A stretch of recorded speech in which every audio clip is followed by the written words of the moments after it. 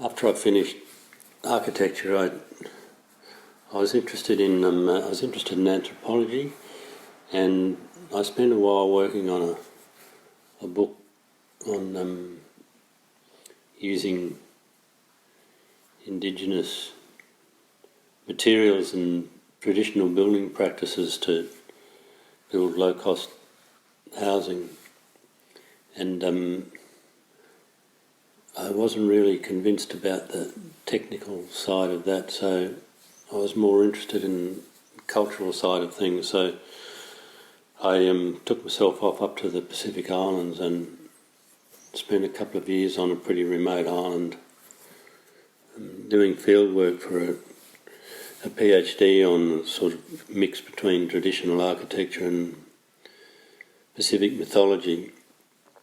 But while I was at it, the island I was on used to take about 2 weeks to get to from the main island. This was up in a place called, in those days, Gilbert and Ellice Islands, nowadays called Kiribati. But from the main island, Tarawa, I went down to a small island that was a couple of 100 miles south of that. I used to go down there on a ship.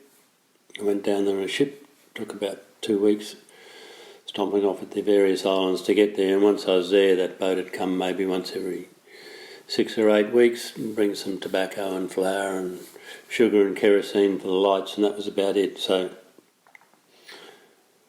I really enjoyed that time, learning a new language, learning just a completely different way of life.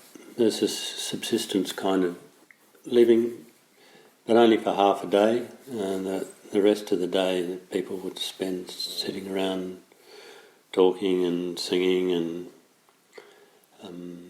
dancing. And of course I dragged with me some tin food and meters of canvas and my paint. So while I was learning the language and so on, I had plenty of time every day to sit and paint, and I had to paint what was around me, which was so different from what was at home.